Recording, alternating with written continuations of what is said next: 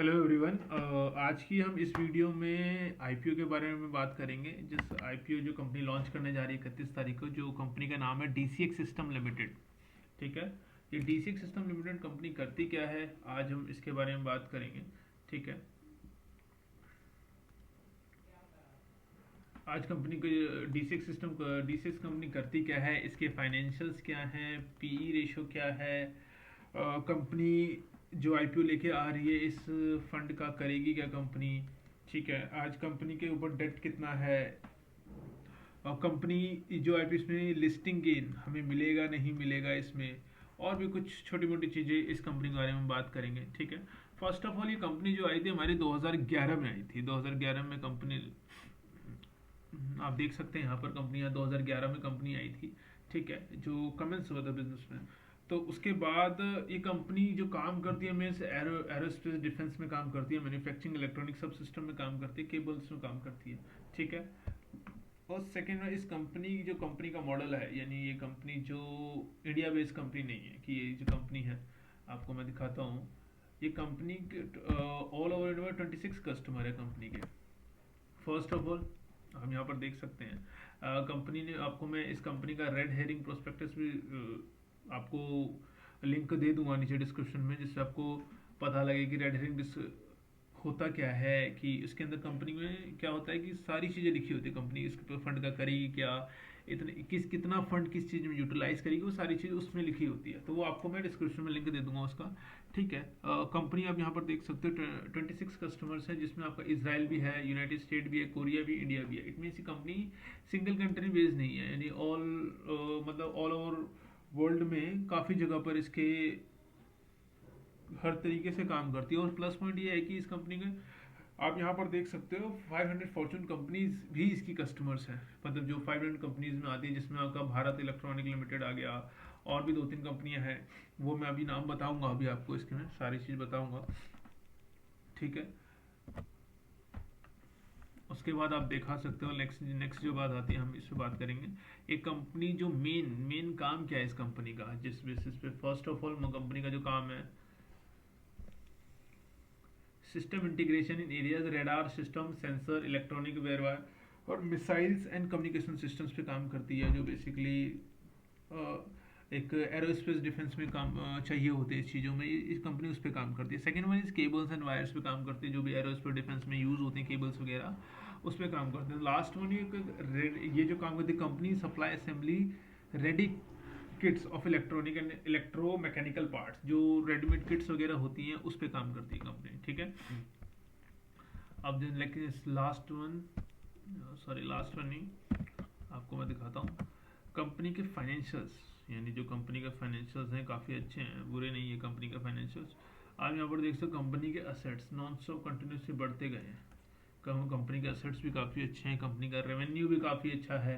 तो ये जो 31 मार्च 30 जून को प्लस कर लोगे तो आपको ये आपका जो दिया गया 2020 तक दिया गया है, देन ये वाला मार्च और जून का है, तो इस वजह से इसको प्लस कर लोगे तो आपको नंबर्स पता लग जाएंगे। ठीक है। कंपनी का रेवेन्यू भी ऑलमोस्ट अच्छा बढ़ा है, कंपनी के प्रॉफिट्स भी अच्छे हुए हैं, और कंपनी की बोरिंग्स भी कम हुई, ये भी अच्छी बात है। प्रॉफिट्स कंपनी, इसमें कंपनी का कहना है कि हमारा जो मेन प्रॉफिट आता है, यानी कंपनी का जो हमारा मेन प्रॉफिट आता से मेन प्रॉफिट और सेल्स आता है, कंपनी के सेकेंड हाफ में आता है। मीन्स सेकेंड हाफ में आता है, जो ईयर के सेकेंड हाफ में आता है। तो उसका कहना जाए तो कंपनी के अच्छे प्रॉफिट्स होंगे इसको लेके। तो कंपनी की बोरिंग्स भी नॉन स्टॉप कम हुए हैं, तो कंपनी के बोरिंग्स कम हो रहे हैं तो मार्जिन भी इनका बढ़ेगा, तो ये भी अच्छी बात है। देन अब अगली बात करें, हम बात करते हैं कंपनी के पीयर्स के बारे में। कंपनी के पीयर्स जो हैं आप यहाँ पर देख सकते हो, कंपनी एक तो भारत इलेक्ट्रॉनिक लिमिटेड है, डाटा पैटर्न है, पारस डिफेंस है, एक उसके बाद आप देख सकते हो तो सेंटम इलेक्ट्रॉनिक लिमिटेड है। देन ये आप ये इसमें देखोगे तो सबके पीयर्स जो है, सबकी पी रेशियो है, किसी को 27 है, 70 है, 75, 70 और 37 है। और इस कंपनी का जो पी रेशियो चल रहा है, तो अभी के हिसाब से देखें तो लास्ट 2022 का देखें तो पी रेशियो 30.53 है।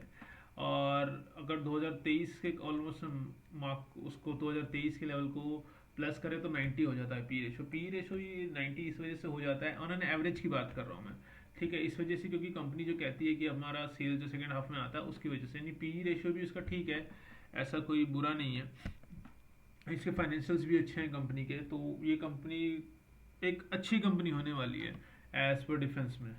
ठीक है, इसके बाद की बात करें तो कंपनी का ऑब्जेक्ट क्या है इसको लाने का।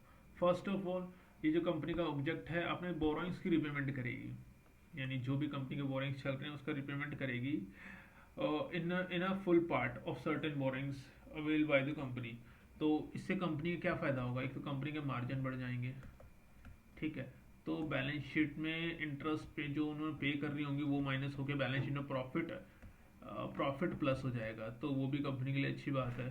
सेकंड वन इसकी fund working capital requirement of the company, ये नहीं, ये कंपनी जो है ना, आपको दिखाऊं, ये हमने पॉइंट पे डिस्कस कर लिया। सेकंड वन इज कि कंपनी की वर्किंग कैपिटल पे काम करेगी। इट मीन्स कंपनी ना बी टू बी कंपनी है, तो बी टू बी कंपनी में क्या होता है कि वर्किंग कैपिटल की रिक्वायरमेंट होती है, तो उस फंड को ये वर्किंग कैपिटल में यूटिलाइज करेगी। ठीक है, तो थर्ड वन इसकी इन्वेस्टमेंट इन जो सब्सिडरी कंपनी खुद की है, जो सब्सिडरी कंपनी की खुद की है, उनको फंड देगी कि रिसर्च को लेके, कि कंपनी जो उनकी खुद की कंपनी है उनको रिसर्च के बेसिस में कितना फंड का रिक्वायरमेंट है उस बेसिस पे उनको फंड एलोकेट करेगी, और कितना फंड एलोकेट करेगी वो भी रेड हेरिंग प्रोस्पेक्टस में दिया हुआ है।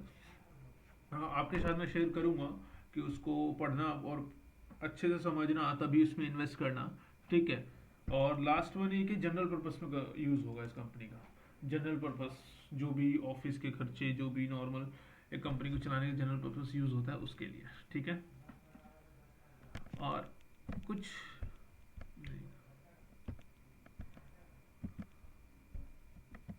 और कंपनी कुछ डेट्स के बारे में बात कर लेते हैं, यानी कंपनी जो स्टार्ट हो रही है, और इसका आईपीओ जो स्टार्ट हो रहा है 31 अक्टूबर को स्टार्ट हो रहा है और क्लोज हो रहा है 2 नवंबर को।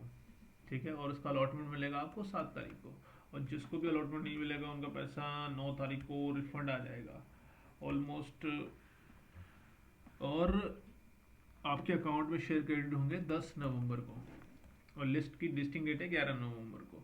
आप अलग अलग डीमेट अकाउंट से अप्लाई करना अपनी फैमिली में, अगर 4 फैमिली मेंबर हैं आपके, तो आप चारों अकाउंट से एक एक लॉट अप्लाई करना, तो आपके चांसेस ना बढ़ जाते हैं आप मिलने के इस आईपीओ को। बाकी ग्रे मार्केट प्रीमियम क्या रहेगा उसके बेसिस में अप्लाई करेंगे कि लिस्टिंग एंड मिलेगा नहीं मिलेगा, उसके बारे में आगे बात करते हैं आपसे। ठीक है, एक बात और यहाँ पर आप देख सकते हो, रिटेल में आपको एक लॉट मिनिमम के लिए अप्लाई कर सकते हो, जिसमें आपका 14,904 है, और मैक्सिमम 13 लॉट के लिए अप्लाई कर सकते हो, जिसमें आपका फंड लिख रहा है 1,93,752। ठीक है, एच एन आई क्लाइंट्स में भी आप अप्लाई कर सकते हो। अगर आप रिटेल सेक्टर में अप्लाई कर रहे हो तो अलग अलग डीम अकाउंट से एक एक लॉट जरूर अप्लाई करना, जिससे कि आपके चांसेस ज़्यादा बढ़ जाते हैं। इसमें नहीं, अगर और भी कई आईपीओ हो जिसमें आप अप्लाई करना चाहते हो तो अलग अलग डीमेट अकाउंट से अप्लाई करना, जिससे कि आपके चांसेस ज़्यादा से ज़्यादा बढ़ जाते हैं। ठीक है, और D6 इसमें ना अभी जो होल्डिंग है 98% की है कंपनी की 98% की है। 98% का जब अपने इशू आ जाएगा तो 73% की रह जाएगी। और इस कंपनी में अच्छी बात ये बताऊं आपको, इस कंपनी में जो एक सेकेंड, इस कंपनी में ना रिटेल कोटा ना सिर्फ 10% है, यानी इट मीन्स कि इसमें ज़्यादातर जो होंगे HNI क्लाइंट्स होंगे, बड़े क्लाइंट्स होंगे, तो जिसकी वजह से इस कंपनी की ग्रोथ में और थोड़ा सा हो जाता है। कंपनी जो बड़े बड़े क्लाइंट्स इसमें इन्वेस्ट करेंगे तो उसमें जो कंपनी के ग्रोथ के चांसेस ज़्यादा हो जाते हैं, कि जो जिसमें रिटेल सेक्टर थोड़ा कम हो तो कंपनी ग्रोथ के चांसेस ज़्यादा हो जाते हैं। ठीक है, क्योंकि रिटेल के हाथ में ज़्यादा पैसा रहता है, तो उसमें अगर मार्केट में फियर आता है तो रिटेल फटाफट अपने फंड को बचाने के लिए अपना जो भी शेयर से बेच के निकल जाता है। तो 10% ही है रिटेल, तो ये बहुत अच्छी बात है कि कंपनी आगे अच्छा ग्रो करेगी। ठीक है, और आपको एक बात और बताऊं कि कंपनी जो इशू आ रहा है 500 करोड़ का है, जिसमें से 400 करोड़ का तो फ्रेश इशू है। ठीक है, बाकी का 100 करोड़ का जो है ऑफर फॉर सेल है इसमें।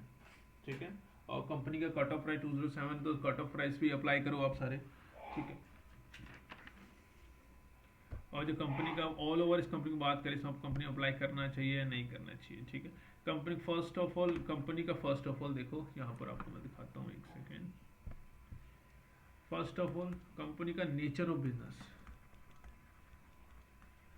नेचर ऑफ बिजनेस, ठीक है, ठीक है। और कंपनी का डेट टू इक्विटी रेशियो, वो भी आपने रेडी प्रोस्पेक्टस शेयर करूँगा उसमें भी देखना, डेट टू इक्विटी रेशियो वो भी ठीक है। और कंपनी का कैश इन हैंड, ये कैश फ्लो का पार्ट है, तो ये भी बहुत ज़रूरी होता है देखना। कैश इन हैंड भी बहुत सही है, तो ये भी प्रॉब्लम वाली बात नहीं है। कंपनी का ट्रेड रिसीवल वो भी अच्छा है। तो ये सारी चीज़ें ना बहुत अच्छी है कंपनी की। अभी तक तो इस कंपनी में किसी तरह का प्रॉब्लम नज़र नहीं आया है। हर चीज़ में कंपनी ऑल ओवर सब परफेक्ट है, किसी तरह कोई प्रॉब्लम नहीं है। और ग्रे मार्केट प्रीमियम हम देखेंगे इसको, और कंपनी डोमेस्टिक लेवल पे भी, इंटरनेशनल लेवल पे भी अच्छा काम करती है। तो अब जो बात आती है इसमें अप्लाई करना चाहिए नहीं करना चाहिए। नेचर बिजनेस ठीक है, डेट टू इक्विटी रेशियो ठीक है, कैश इन हैंड ठीक है, ट्रेड रिसीवेबल ठीक है, तो बुराई तो अभी कहीं नहीं है।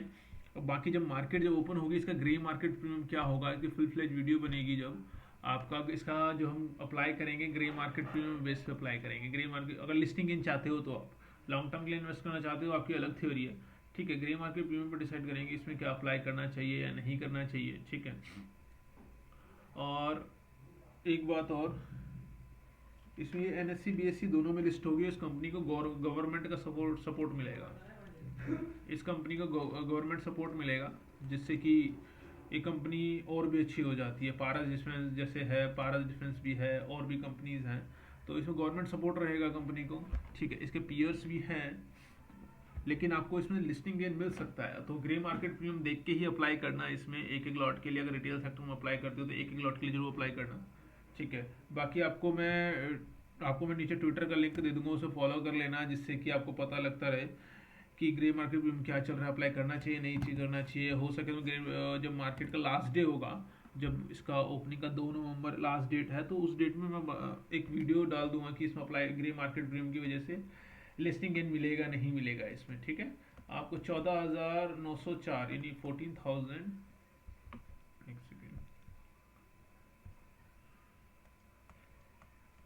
इतना एक लॉट के लिए है। अगर आप अप्लाई करो तो मैंने जैसा भी कहा कि आपको अगर अप्लाई कर रहे हो तो अलग अलग लॉट्स, अलग अलग अकाउंट से एक एक लॉट के लिए अप्लाई करना, जिससे कि चांसेस यानी प्रोबेबिलिटी ज़्यादा बढ़ जाती है आपको मिलने की, ठीक है। अगर आपको वीडियो पसंद आया हो तो लाइक करें, सब्सक्राइब करें। आज के लिए इतना ही। बाकी का वीडियो, इसमें जो ग्रे मार्केट प्रीमियम बेसिस में अप्लाई करना चाहिए नहीं करना चाहिए, वो आपको वीडियो मिलेगी ऑलमोस्ट 2 तारीख को। तो 2 तारीख को मिलेगी या 1 तारीख को मिलेगी, वो आपको नोटिफिकेशन आ जाएगा, तो बेल आइकन को जरूर प्रेस कर लेना। थैंक यू सो मच आपको इतना लंबा वीडियो देखने के लिए। Thank you so much.